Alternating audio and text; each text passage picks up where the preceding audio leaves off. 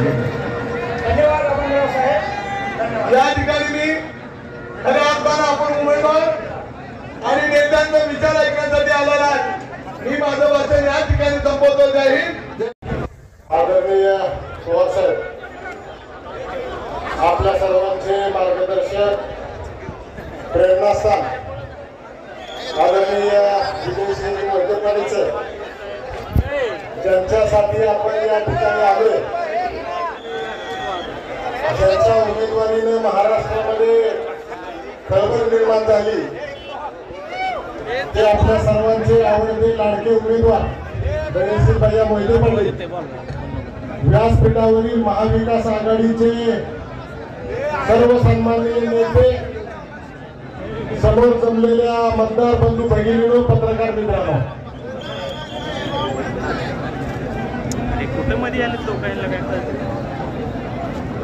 माढा लोकसभेची निवडणूक लागल्यानंतर 48 पैकी एकच माढा मतदारसंघ असेल की ज्याची जास्तीत जास्त चर्चा ही महाराष्ट्राच्या राजकारणामध्ये होती। गेल्या 10-15 वर्षामध्ये आदरणीय विजयसिंह मोहिते पाटील साहेब यांचे महाराष्ट्राच्या राजकारणातलं जाणून बुजून वजन कमी करण्याचा जसा प्रयत्न झाला, त्याच पद्धतीनं सोलापूर जिल्ह्याचं नुकसान या ठिकाणी झालं आणि आज पुन्हा आदरणीय पवार साहेबांनी धैर्यशील भैयाच्या रूपानं या ठिकाणी उमेदवारी दिल्यामुळं पुन्हा एकदा त्या दोन जाणत्या नेत्यांमुळं सोलापूर जिल्ह्याला भविष्यामध्ये चांगले दिवस येतील याला सांगायला भविष्य लागणार नाही। मी एकच सांगतो साहेब, रणजितसिंह नाईक निंबाळकरांनी निवडणूक झाल्यानंतर आम्हाला सांगितलं होतं की रणजितसिंह शिंदेंनी त्या निवडणुकीमध्ये मला मदत केली। आम्ही बाहेर आल्यानंतर कोर्टात मारून घेतलं, कारण आम्ही एवढं जीवाचं रान केलं आणि त्या ठिकाणी रणजितसिंह निंबाळकरांनी सांगितलं की रणजितसिंह शिंदेनी मला मदत केली। मी एवढं या ठिकाणी सांगतोय की हे पवार साहेबांनी जेवढी मदत केली, विजयदादांनी जेवढी मदत केली, या सगळ्यांना फसवणारा हा माणूस आता सध्या जनता तुतारीच्या बाजूला आहे। गावातल्या जनतेमुळे गाव पुढाऱ्यांना तुतारी करावी लागते आणि गाव पुढारी तुतारी करत असल्यामुळं या चॅप्टर असणाऱ्या नेत्याला तुमच्या पाया पडून येऊन सांगतील की आम्ही तुम्हाला आत्म मदत केली साहेब, आमची एवढीच हात जोडून विनंती, मला 2च मिनिटं दिली ती 2.5 झाले असतील, की ह्या चोराला पुन्हा जवळ घेऊ नका, कारण ह्या सगळ्या जनतेची एकच इच्छा की ह्याने हा तालुका पूर्ण पिळून खाल्लेला आहे, या तालुक्यातल्या लोकांचं सिव्हिल खराब केलेलं आहे। या कारखानदारीमध्ये टेंभुर्णी परिसरामध्ये साधी काळोखीची धूळ येते ती सुद्धा बंद केलेली आहे। अनेक लोकांना कॅन्सर होऊ शकतो। तालुक्याचं पाणी, त्या कारखान्याचं पाणी, पेंटवॉश सगळ्यांच्या शेतामध्ये कुठेही रात्री अपरात्री टाकून अनेकांनी अत्याचार केलेला आहे।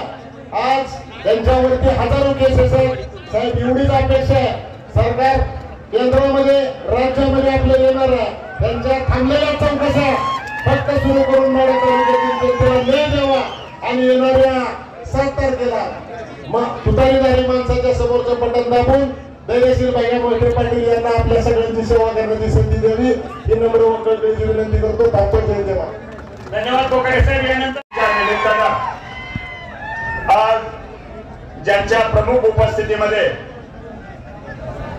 या देशाचे नेते आणि तुम्हा सर्वांचे लाडके नेते, शेतकऱ्याचा जाणता राजा आदरणीय पवार साहेब या सभेच्या निमित्तानं उपस्थित असलेले राज्याचे माजी उपमुख्यमंत्री, आपणा सर्वांचे नेते आदरणीय विजय दादा, ज्यांच्यासाठी आपण सर्वजण या ठिकाणी उपस्थित झाला, ते राष्ट्रवादी काँग्रेस पक्ष महाविकास आघाडीचे तरुण उमेदवार, आपणा सर्वांचे सहकारी माझे मित्र धैर्यशील भैया मोहिते पाटील, राष्ट्रवादी काँग्रेस पक्षाचे अध्यक्ष काकासाहेब साठे, उपस्थित स्टेजवरचे सर्व मान्यवर, या सभेसाठी तालुक्यातून आलेले राष्ट्रवादी काँग्रेस पक्षावरती आदरणीय पवार साहेबांवरती प्रेम करणारे सर्व माझे सहकारी बंधू भगिनी तरुण मित्रांनो, उद्याच्या 7 तारखेला होणाऱ्या लोकसभेच्या निवडणुकीच्या निमित्तानं आदरणीय पवार साहेबांच्या माध्यमातून या राज्यामध्ये गेल्या 50 वर्षाच्या इतिहासामध्ये जे काम उभं केलं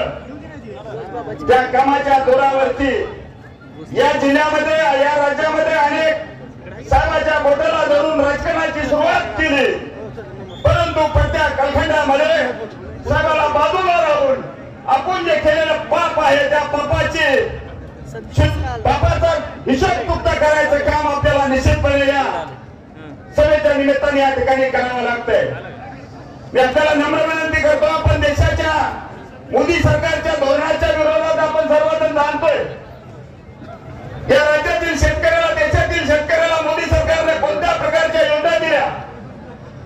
2014च्या निवडणुकीमध्ये स्वाभिमानाचा आयोगाची शिफारस करण्याची जबाबदारी मोदी साहेबांनी घेतली, परंतु गेल्या 10 वर्षामध्ये या राज्यातील देशातील शेतकऱ्याला गाजर दाखवण्याचं काम निश्चितपणे या मोदी सरकारने केलेलं या राज्यातील शेतकरी जाणतोय. तुम्हाला सगळ्याला माहित आहे, ज्यावेळेला कांदा बाजारामध्ये पिकतो त्यावेळेला राज्यातून इतर देशातून कांद्याचं आयात केलं जातं आणि ज्या वेळेला मार्केटमध्ये कमी असतो त्यावेळेला निर्यात करायचं धोरण या मोदी सरकारने घेतलेलं असल्यामुळे माझ्या राज्यातील तमाम शेतकऱ्याची वाट लागलेली आपण सर्वजण पाहतो. म्हणून हे जुलमी सरकार जर आपल्याला बदलायचं असेल तर आदरणीय पवार साहेबांचे हात बळकट करण्याशिवाय आपल्याला पर्याय नाही. तुम्हाला सगळ्याला माहिती आहे, आपण गावगाडीतील सर्व प्रमुख मंडळी आहात. तुम्हाला सर्व नागरिकांना मी विनंती करतो, घरकुलाच्या बाबतीत पंतप्रधान आवास योजनेची सुरुवात गेल्या 2016 साली केली. या राज्यामध्ये 1,47,00,000 घरं मंजूर केली. सोलापूर जिल्ह्यामध्ये सुद्धा 1,70,000 पंतप्रधानांनी या घराची मंजुरी दिली, परंतु साहेब प्रत्यक्षात या राज्यातील या जिल्ह्यातील आमच्या लाभार्थ्याला गेले 10 वर्ष असे माझा गरीब माणूस त्या ठिकाणी घरकुलाची वाट पाहतोय, परंतु नुसत्या खोट्या घोषणा करणं, आर्थिक तरतूद करायची नाही, लोकांना फसवायचा धंदा निश्चितपणे सरकार करत आहे. म्हणून या कार्यक्रमाच्या निमित्तानं तुम्हाला माहित आहे, अहिल्याबाई होळकर योजनेच्या माध्यमातून महाराष्ट्र सरकारने गेल्या 10 वर्षापूर्वी आदरणीय साहेबांच्या बारामतीमध्ये या राज्यातील तमाम धनगर समाजाला त्या ठिकाणी उपोषणाला बसले. 9 दिवस उपोषण चाललं आणि या राज्याचे उपमुख्यमंत्री मंडळी काम केलं. या ठिकाणी माझ्या सर्व धनगर बांधवाला आश्वासनं दिली की येणाऱ्या कॅबिनेटच्या निवडणूक मीटिंग मध्ये ज्या पद्धतीने तुमचं आश्वासन आहे त्या आश्वासनाची पूर्तता केली जाईल हा विश्वास त्या ठिकाणी दिला. परंतु 10 वर्षामध्ये माझ्या समाजाला कुठल्याही प्रकारचं काम मिळालं नाही. 10 वर्षामध्ये एकही घरकुल मिळालं नाही आणि या निमित्तानं अनेक प्रश्न आहेत. त्या सगळ्या प्रश्नाची सोडवणूक करण्याची जबाबदारी निश्चितपणे आदरणीय पवार साहेब या ठिकाणी घेतील. गेल्या 19च्या निवडणुकीमध्ये आपण सगळ्यांनी चूक केली. ज्याची लायकी नव्हती त्याला आपण खासदार केलं. त्यांनी आपल्या तालुक्यामध्ये जिल्ह्यामध्ये कुठल्या प्रकारच्या विकासाचं काम केलं. केवळ पोलीस स्टेशनच्या जीवावरती राजकारण करणारा धंदा या माणसाने मांडला. कुठल्याही विकासाचं काम या राज्यामध्ये भागामध्ये निर्माण केलं नाही. मी या ठिकाणी आवर्जून सांगणार आहे, या ठिकाणी रेल्वेच्या प्रश्नाच्या संदर्भात माझ्या भागातील अनेक लोकांनी त्यांना निवेदन दिले, परंतु माझ्या हातून काम होत नाही म्हणून त्यांनी त्या ठिकाणी राजीनामा द्यायची भूमी केली. इतका नालायक खासदार गेल्या निवडणुकीने आपण त्या ठिकाणी सर्वांनी निवडून दिला आणि म्हणून बदलत्या काळामध्ये या राज्याची खऱ्या अर्थानं धुरा आदरणीय पवार साहेबांच्या नेतृत्वाखाली गेले 40 वर्ष या राज्यामध्ये मोठीपटी कुटुंबियांनी अत्यंत चांगल्या पद्धतीने या तालुक्यामध्ये जिल्ह्यामध्ये विकासाचं काम केलं आणि म्हणून उद्याच्या 7 तारखेला पवार साहेबांच्या नेतृत्वाखाली राष्ट्रवादी काँग्रेस पक्षाला प्रचंड बहुमताने विजयी करण्याच्या संदर्भात तुम्हाला सर्वांनी प्रयत्नाची पराकाष्ठा करून माणूस असणाऱ्या तुतारीच्या चिन्हावर बटन दाबून त्या ठिकाणी प्रचंड मताने विजयी करावा अशा पद्धतीचे आग्रहाचे मी नम्र विनंती त्या ठिकाणी करतो आणि थांबतो. जय हिंद, जय महाराष्ट्र. माननीय नरेश भैया मैत्रोपती या ठिकाणी उपस्थित असलेले ज्यांनी या कार्यक्रमाचं आयोजन केलं बरीचशी ज्येष्ठ मंडळी या ठिकाणी आहेत. त्यामध्ये शिवाजी नाना असतील, कोकाटे साहेब असतील, घाटलेकर असतील, शिवाय महिलामधून भाषण केलं त्या मेननताई असतील, सुरवेताई असतील, अनेक ज्येष्ठ नेते, जिल्हाध्यक्ष आहेत, अनेक मंडळी आहेत. परंतु सगळ्यांचा वेळ घेण्यामध्ये, नावं घेण्यामध्ये वेळ घालवत नाही. तुम्हाला काही ना काहीतरी मला ब्रेकिंग द्यायची आहे आणि त्यामुळं मित्रांनो, या पुरोगामी माड्याला गेल्या निवडणुकीमध्ये माझ्यामुळे डाग लागलेला होता. या माड्याचा पराभव झाला होता आणि निश्चित त्याचं प्रायचित्त म्हणून हाच माडा, हाच पुरोगामी माडा पुन्हा पवार साहेबांच्या पायावरती ठेवण्यासाठी मी चालू विमानातून उडी टाकलेली आहे.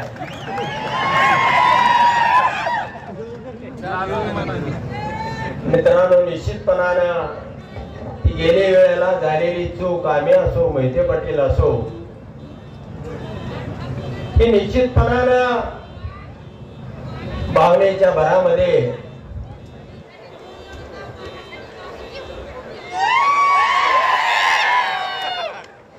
झालेली चूक होती.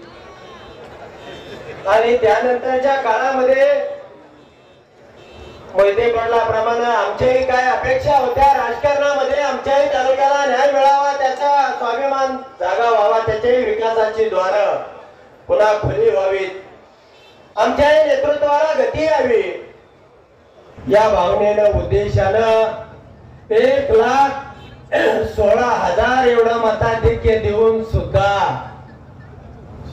बीडचं पार्सल आणून आमच्या तालुक्यामध्ये ठेवलं. आणि मित्रांनो, आमचा दोघांचाही भ्रमनिराश झाला. मी मात्र थेट पवार साहेबांचं फाटक 3 वाजता घर गाठलं. साहेब, विश्वासघात झालेला आहे आणि मला तुम्हाला तिकीट द्यावं लागतंय. मित्रांनो, पुन्हा गाडी घसरली. थोड्याफार मताने माझा पुन्हा पराभव झाला. परंतु मी लढणारा कार्यकर्ता आहे. मी काय निवडणुकीपुरतं काम करत नाही. 24 तास मी सामान्य माणसासाठी, जनतेसाठी धावून जाणारा, संघर्ष करणारा कार्यकर्ता आहे. कोरोनाचा काळ होता. तुम्हाला 1-2 मिनिटांमध्ये उदाहरण सांगतो. माणूस घरामधून बाहेर निघत नव्हता आणि मी साहेबांना सांगितलं की गोरगरीब जनता घरामध्ये तडफडते, त्याला खायला डाळ नाही, भात नाही, त्याच्या घरामध्ये धान्य नाही. आणि अशा परिस्थितीमध्ये साहेब, मी धान्य बँक चालू करतोय. एवढा शब्द साहेबांच्या कानामध्ये पडल्यानंतर साहेबांनी दुसऱ्या दिवशी सांगितलं, मी उद्याच येतो, त्या धान्य बँकेचं आपण उद्घाटन करूया. आणि मित्रांनो, सुप्रियाताईंच्या कानावरती ही गोष्ट गेली. महाभयानक तो कोरोनाचा काळ होता. साहेबांना तुम्हीच फोन करून सांगा, ते कुणाचे ऐकत नाहीत. त्यांचं वय आता या कोरोना सोसण्यासारखं नाही. परंतु पवार साहेब थांबले नाहीत. मित्रांनो, त्यांनी थेट वेळापूर गाठलं आणि त्या धान्य बँकेचं उद्घाटन केलं. पुन्हा 15 दिवसानंतर मी दुसऱ्या एका कामाला चर्चा करण्यासाठी गेलो होतो आणि साहेब मला म्हणले, 26 तारखेला तुम्ही दिल्लीमध्ये या, आपल्याला थोडी चर्चा करायची आहे. साहेबांना मी सांगितलं, 26 तारखेला माझ्या मुलाचं साहेब लग्न आहे.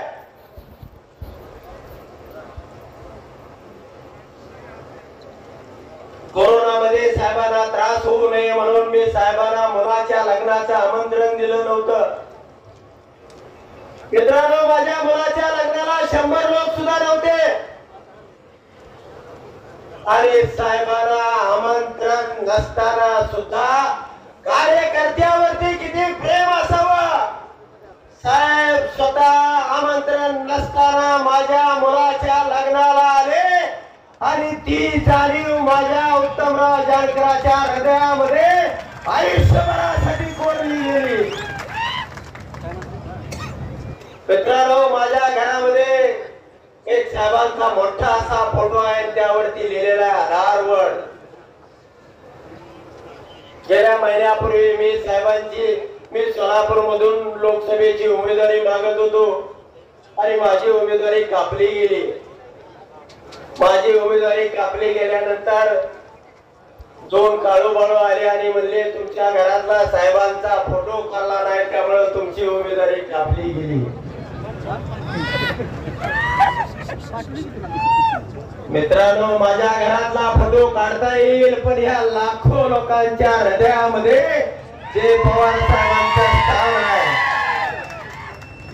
अख्खा महाराष्ट्रात पवार साहेबांच्या आधारानं लढायला उभा आहे. सगळं जग एका बाजूला आहे. घर सुद्धा फोडलेलं आहे, घरवेली तयार केलेले आहेत. मी काल परवा संध्याकाळी मला वेळ मिळाला, त्यावेळेला मी ती सर्वे बघत होतो. अजित पवार पक्षाला 5 पैकी 0-0 ती सर्वे तुम्ही पाहिले असेल. एबीपी, TV9, एनडी सर्वे करतात ना. त्यांनी त्याच्या पाठीमागे एकदा मी एक मोबाईल द्यायला गेलेलो होतो. जसं देवेंद्र फडणवीसनी एकनाथ शिंदे आणि अजितदादांना घेतलं, ते मला उदाहरण आठवलं. 25 वर्षापूर्वी मी 300 रुपयाला चायनाचा मोबाईल घेतला आणि त्या मोबाईलला दुकानदाराला मी विचारलं याची गॅरंटी काय, तर त्यांनी सांगितलं कि रात चांद तक नहीं लेकिन रात तक ये चलेगा. ये चायना का माल है. मित्रांनो, नेतृत्व हे नेतृत्वच असतं. कुणी फुटून गेला, कुणी सोडून गेला, म्हणून तो नेता होतो या भ्रमामध्ये कुणी राहायचे कारण नाही. आज जे गेलेले ते मी बरेच काल इंदापूरच्या कळाच्या बारामतीच्या सभेमध्ये सांगितलेला आहे. तो विषय मी काही या ठिकाणी घेणार नाही. तुम्हाला मी एवढ्यासाठी सांगण्यासाठी आलेलो आहे की गेल्या वेळेला मोहिते पटेल कुटुंबाने आम्ही एकत्र होतो, त्यावेळी 1,16,000चं मताधिक्य दिलं होतं. आणि आता जे आम्ही दोघं एकत्र येऊन जे मताधिक्य देणार आहे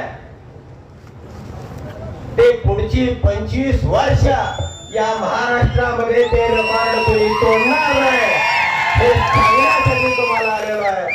आणि म्हणूनच मित्रांनो, आम्ही काही सदासजी एकत्र झालोय असं समजू नका. गावागावातल्या तालुक्यातल्या माणसाने आमच्यावरती दबाव टाकलेले आणि तुम्ही एकत्र आलं पाहिजे आणि तुतारीकडे गेलं पाहिजे. ही सर्वसामान्य माणसाच्या मनातली भूमिका ओळखून मी विमानातून उडी टाकली आणि रिक्षा धरून पवार साहेबांच्या घरी गेलो आणि साहेबांना सांगितलं की धैर्यशील मोहिते पाटलाला उमेदवारी द्या. उत्तम जानकर प्रामाणिकपणाने त्यांच्या बरोबर आहे. आणि मित्रांनो, आज तुम्हाला मंचावरती मी दिसतोय, त्यामुळे तुम्ही काळजी करायची नाही.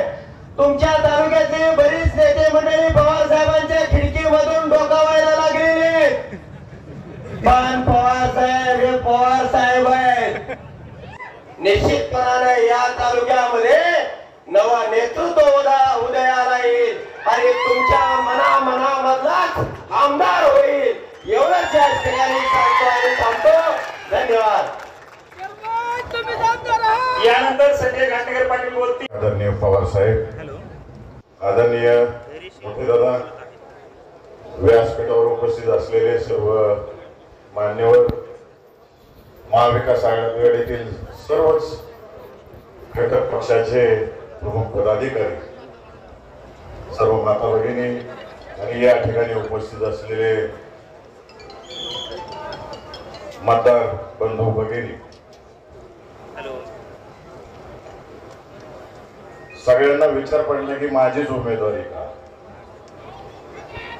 गेल्या वेळेस आदरणीय दादासाहेबांच्या सांगण्यावरून आपण विद्यमान खासदाराला मतदान केलं.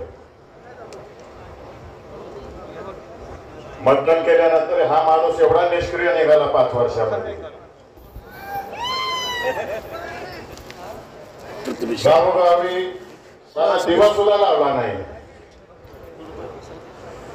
कुणाची गाठ भेट नाही, कुणाच्या सुखादुःखात सहभागी झाला नाही. म्हणून माढा लोकसभा मतदारसंघातील जनतेने दादांकडे विनंती केली की भैयाला पाठवून द्या आमच्याकडे, आमचं म्हणणं काय ते समजून घ्यायला सांगा. गेले 6 महिने मी दादांच्या आदेशाने पूर्ण माढा लोकसभा मतदारसंघात फिरलो, लोकांची मतं जाणून घेतली आणि मग ठरवलं की आता आपल्याला पर्याय नाही. माढा लोकसभा मतदारसंघातील सर्वसामान्य जनतेचा स्वाभिमान जो आहे तो स्वाभिमान खऱ्या अर्थानं जर टिकवायचा असेल तर पवार साहेबांच्या पक्षामध्ये जाऊन तुतारी घेतलेला माणूस या चिन्हावर उभा राहण्याशिवाय पर्याय नाही. आणि जर स्वाभिमान टिकवायचा असेल, माढा लोकसभा मतदारसंघातील शेतकऱ्याचा स्वाभिमान टिकवायचा असेल तर पवार साहेबांशिवाय पर्याय नाही. म्हणून मी हा निर्णय घेतला. आपला महाराष्ट्र हा छत्रपती शिवाजी महाराज, छत्रपती शाहू महाराज, भारतरत्न डॉक्टर बाबासाहेब आंबेडकर, अहिल्याबाई होळकर, लोकशाहीर अण्णाभाऊ साठे, महात्मा फुले, धर्मवीर उमाजी नाईक यांच्या पुरोगामी विचारसरणीचा महाराष्ट्र आहे. मला आवर्जून सगळ्यांना सांगायचं आहे, हे पुरोगामी तुम्हाला कोण टिकवू शकतं तर स्वाभिमानाने कोण टिकवू शकतं तर केवळ आणि केवळ पवार साहेब टिकवू शकते. म्हणून आपण सगळ्यांनी त्यांच्या मागे जायचं आहे. आज आपण पाहतो सगळ्या वक्त्यांनी सुद्धा आपल्या भाषणात सांगितलं देशभरातील शेतकऱ्यांची काय अवस्था आहे, महिलांची काय अवस्था आहे, युवकांची काय अवस्था आहे. शेतकऱ्याच्या शेतीमालाला भाव नाही कसला, दुधाला दर नाही, कांद्याची परिस्थिती काय आहे. दर यायला लागला की एक्सपोर्टला बॅन आणलं आणि दर खाली घसरले. लोक सांगत होती मला फिरताना की भैया गेल्या वर्षी 3 लाखाची पट्टी मिळाली, आता फक्त 1 लाखाची मिळाली. कुणी वाटाघात केली. त्याच पद्धतीनं आपल्या उजनी धरणाची अवस्था काय केली. साहेब, जिल्ह्याला कोण कारभारी राहिले नाही 2009 सालापासून. दादांच्या पालकमंत्री काळापासून आजपर्यंत कुणी वाली राहिले नाही. उजनीला 17-60 मालक झालेले आहेत. कोण बी उठते ते दरवाजा उघडते, कोण बी उठते दरवाजा उघडते. मध्ये पंढरपूर आणि मोहोळ तालुक्यातल्या लोकांनी मोर्चा काढला, पाणी पास झाला तर पाणी थांबवा. आज परिस्थिती काय आहे. सगळे शेतकरी मला फिरताना सांगत होते 2004 साली दादा जेव्हा पालकमंत्री होते वरच्या पुणे जिल्ह्यातून 8 TMC पाणी आणलं आणि दुष्काळाची झळ या सोलापूर जिल्ह्याच्या शेतकऱ्यांना पोहोचून दिली नाही. या पद्धतीचं काम दादांनी केलं. आज एवढी मालकं होऊन बसलेली आहे की या ठिकाणी की पालकमंत्र्यांना काही कळतच नाही. जो तो खालच्या लेवलला निर्णय घ्यायला लागला त्या अधिकाऱ्यांवर दबाव आणतायत आणि पाणी सोडतायत. आदरणीय साहेबांच्या मार्गदर्शनाखाली मला आवर्जून या ठिकाणी सांगायचं आहे, साहेब, महाराष्ट्रातून जवळजवळ 24,000 कंटेनर केळी ही एक्सपोर्ट झाली. त्या 14,000 कंटेनर केळी ही एकट्या सोलापूर जिल्ह्याने एक्सपोर्ट केली. त्यासाठी आमच्या जिल्ह्याला या ठिकाणी केळी संशोधन केंद्र झालं पाहिजे. डाळिंब उत्पादक आहे, द्राक्ष उत्पादक आहे. मध्यंतरी आपण येऊन गेला. आज मनुक्याच्या दराची अवस्था काय आपण पाहिली. आणि हे सगळे जर रँकेला लागायचं असेल तर आपल्या नेतृत्वाखाली आज जी नवीन पिढी सोलापूर जिल्ह्यात उभी राहते तुमच्या मार्गदर्शनाखाली आम्हाला प्रत्येक विधानसभा मतदारसंघामध्ये शेती प्रक्रिया उद्योग उभा करायचे आहेत आणि इथल्या मुलांच्या हाताला रोजगार मिळेल या दृष्टिकोनातून प्रयत्न करायचा आहे. प्रत्येक तालुक्यात मिनी MIDC झाली पाहिजे आणि त्या मिनी MIDC मध्ये शेती प्रक्रिया उद्योग उभा राहिला पाहिजे. यासाठी आपल्या मार्गदर्शनाखाली माझी उमेदवारी आहे. माढा तालुक्यातील कुर्डवाडीचं रेल्वे वर्कशॉप जे आहे त्याला काम मिळालं पाहिजे. कुर्डू शहरातलं जे रेल्वेचं ट्रॅक आहे तिथं अंडरपास किंवा ओव्हरब्रिजचं काम झालं पाहिजे. साहेब टेंभुर्णी ते MIDC आहे, परंतु माढा तालुक्यातल्या जनतेला आपण विचारा की ह्यातलं एक जर पोरगा तिथं कामाला आहे का? तिथं जेवढ्या कंपन्या आहेत तिथं सगळ्यांना दम दिला गेलेला आहे की माढा तालुक्यातलं एक सुद्धा पोरगा तिथं सर्व्हिसला लागता कामाला आहे. सगळी परप्रांतातून आलेली मुलं तिथं काम करतायत. माझी उमेदवारी या तालुक्यातलं एक नाही पोरगा त्या MIDCत कामाला लागलं पाहिजे. यासाठी मी माढा तालुक्यातल्या तरुणांच्या मागे उभा राहणार आहे. माढा तालुक्यात उच्च शिक्षणाची फार मोठी अडचण आहे. ते शिक्षण उभं करण्याच्या दृष्टिकोनातून या भागातील मुलांना याच ठिकाणी शिक्षण मिळण्याच्या दृष्टिकोनातून संस्था उभा करण्याच्या दृष्टिकोनातून माझी उमेदवारी आहे. कुर्डू परिसरातील 13 गावातील सीनामाडा उपसा सिंचन असेल, भेंड ओढ्यातील पाणी असेल, बावी तुळशी परदेवाडी परिसरातील गावातील सीनामाडा उपसा सिंचन योजनेसाठी असेल, जे जे काही बारीक प्रश्न माढा तालुक्यातील राहिलेले आहेत यासाठी माझी उमेदवारी आहे. साहेबांना फक्त मी जाता जाता एवढंच सांगतो आणि मतदारांना एक सांगतो, एक गोष्ट आठवली म्हणून मी आपल्या सर्वांना या ठिकाणी बोलतो. साहेब, सोलापूर जिल्ह्याची अवस्था अशी आहे आज की माझ्यासारखा एक शेतकरी तरुण सरपंच एका खेडेगावात असतो आणि त्या गावात एक नवीन कॉलेज उघडलेलं असते आणि त्या कॉलेजच्या गॅदरिंगच्या कार्यक्रमानिमित्त त्या ठिकाणी प्राचार्य सरपंचाला निमंत्रण द्यायला येते. गावचा एक साधा भोळा सरपंच असतो, तरुण असतो, नेहरू शर्ट धोतर घालायची सवय असते त्याला. आणि तिथून तो प्राचार्य आल्यानंतर सरपंचांना म्हणते की संध्याकाळी गॅदरिंग आहे, तुम्ही उद्घाटनाला या. सरपंचाच्या आजूबाजूला कार्यकर्ते बसलेले असतात, त्यात एक फिरकी कार्यकर्ता असतो, म्हणतो सरपंच येते, परंतु सरपंच म्हणतात नाही बाबा तहसीलदारला घेऊन जावा, BDOला घेऊन जावा, माझं काय काम आहे तिथं. सगळे आग्रह करतात, सरपंच आमंत्रण स्वीकारतात. आमंत्रण स्वीकारल्यानंतर सगळी जी मंडळी कार्यकर्ते बसलेले असतात ते सरपंचाला म्हणतात तू काही शर्ट पॅन्ट घालून जाणार काय? प्राचार्य कसा आलता बघितलं का? शर्ट पॅन्ट फूट घालून आणतात. कॉलेजचे तरुण पर आहे तिथे शर्ट पॅन्टच घालून गेलं पाहिजे.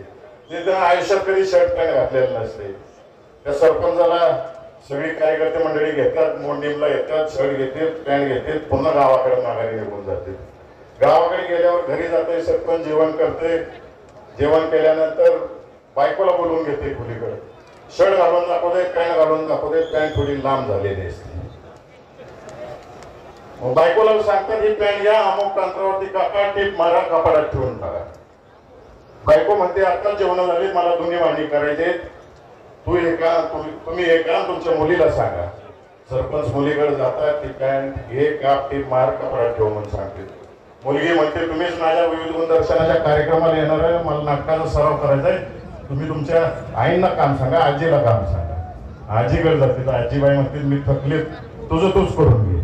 बिचारा सरपंच ती पॅन्ट घेते, गडबडीत नादात कापते, टीप मारते, कपाडात ठेवून टाकते. दोन्ही भांडी झाली की बायकोला आठवण होती नवऱ्यानं काही काम सांगितले. बायको ती पॅन्ट घेते, कापते, टीप मारते, कपाडात ठेवून टाकते. जरा वेळ झाला की मुलीला आठवण होती. वडील एवढे लाड करते आपला, मुलगी सुद्धा पॅन्ट घेते, कापते, टीप मारते, कपाडात ठेवून टाकते. आजीबाईंना आठवण होती, सून आल्यापासून लेकाने पहिल्यांदाच काम सांगितलं. आजीबाई सुद्धा ते पॅन्ट घेतात, कापतात, टीप मारतात, कपाडात ठेवून टाकतात. हे बिचारा गाव वाड्याचं काम उरकत संध्याकाळी घराकडे येते, चहा पाणी करते, हातपाय तोंड धुते, कपडे घालायला जाते, शर्ट काढते, शर्ट घालते, पॅन्ट काढते, पॅन्ट घालते, तर ते पॅन्टची झालेली असते हाफ चड्डी. साहेब, मागच्या काळात लय जणांच्या हातात कात्र्या दिल्या गेल्या या सोलापूर जिल्ह्यात, आणि आमच्या सोलापूर जिल्ह्यात विकासाची हाफ चड्डी होऊन बसलेली. तुमचा जो सुवर्ण काळ होता, तुम्ही दादा औदुंबरांना तिकडं परिचारक मालक आबासाहेब, तो काळ या सोलापूर जिल्ह्यातील जनतेला पुन्हा एकदा बघायचं आहे. बरोबर आहे का? साहेब मी या ठिकाणी खात्री देतो पुन्हा हापचेंडी नाही आता या जिल्ह्याची. व्यासपीठावर जी लोक बसली ती तुमच्या आणि दारांच्या मार्गदर्शनाखाली पुन्हा एकदा तुमचा बाली केला करून दाखवू एवढंच बोलतो आणि माझी दोन शब्द संपले. जय हिंद.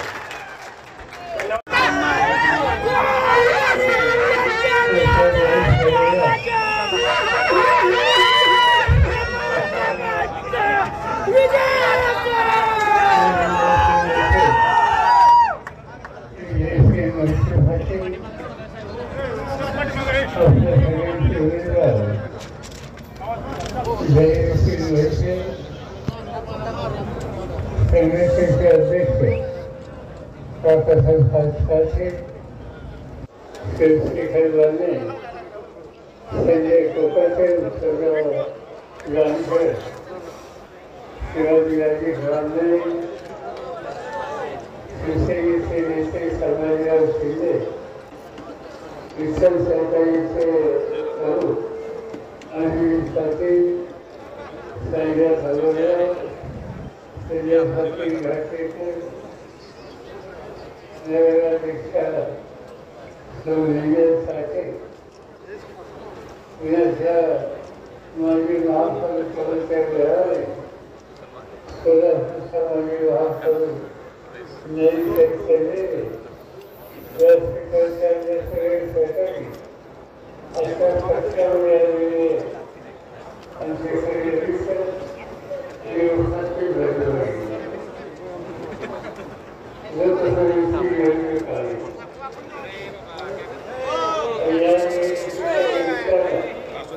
देशाच्या विविध घटकांचे प्रश्न कसे सोडवले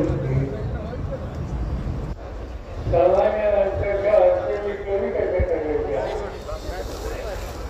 आणि जगातला वेगळा देश कसा होईल त्या चळवळीची आमची नीती काय ही सांगण्याची संधी या निवडणुकीच्या सल्लावरती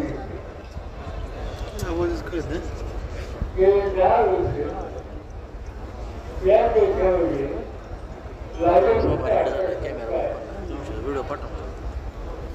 आणि नेतृत्व करतायत मोदीच आहे. आज मोदीच्या हातामध्ये देशाचा कारभार आहे. त्यांनी अनेक आश्वासने दिली. त्यांनी आश्वासने दिली की मी महागाई कमी करणार. त्याची सुरुवात 15 दिवसाच्या आत प्रधानमंत्रीची सभा घेतल्यानंतर महागाईच्या संकटातून लोकांना आम्ही बाजूला करणार. ते पहिलं आश्वासन